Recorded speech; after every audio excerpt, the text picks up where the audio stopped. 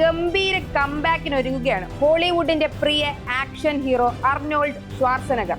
അദ്ദേഹത്തിന്റെ കരിയറിലെ തന്നെ ഏറ്റവും മികച്ച ചിത്രങ്ങളായ പ്രിഡേറ്റർ, കമാൻഡോ, കോനൻ എന്നീ 3 സിനിമകളുടെ സീക്വലുകളാണ് അണിയറയിൽ ഒരുങ്ങുന്നത്. Action ഹീറോയായി അരങ്ങുവാണ് Arnold. 78-ാം വയസ്സിൽ നടത്തുന്ന തിരിച്ചുവരവിന് കുറച്ചൊന്നുമല്ല ആരാധകരുടെ കയ്യടി.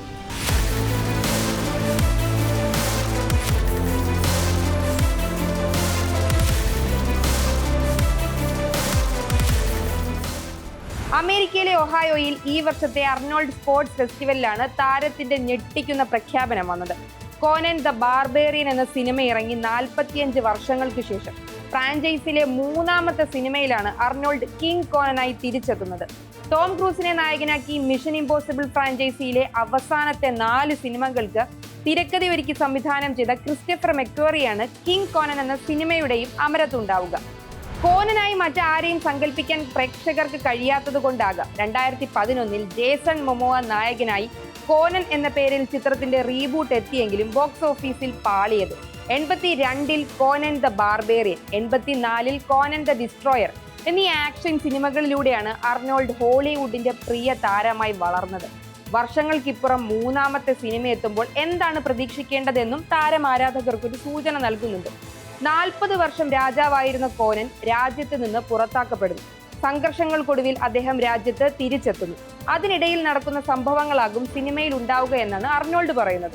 ഇന്ന് സ്റ്റുഡിയോകൾക്ക് ധാരാളം പണം ഉള്ളതുകൊണ്ട് തന്നെ ചിത്രം എങ്ങനെ വരുമെന്ന് അറിയാനുള്ള ആകാംക്ഷയിലാണ് നമ്മളെപ്പോലെ തന്നെ ഷ്വാർസനഗറും.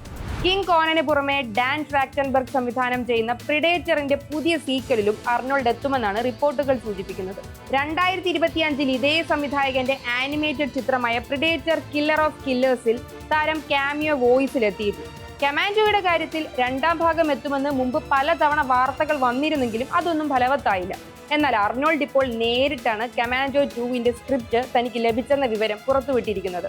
40-ാം വയസ്സിൽ അഭിനയിച്ചതുപോലെയുള്ള ഒരു കംബാക്ക് ആകില്ലെങ്കിലും അദ്ദേഹത്തിന്റെ പ്രായത്തിനനുസരിച്ചുള്ള മാറ്റങ്ങൾ അതിലുണ്ടാകുമെന്നാണ് അദ്ദേഹം നൽകുന്ന സൂചന. ഹോളിവുഡിൽ മാത്രമല്ല, കൈവയ്ക്കുന്ന എന്തിലും വിജയം കാണുക എന്നതാണ് അർണോൾഡിന്റെ മന്ത്രം.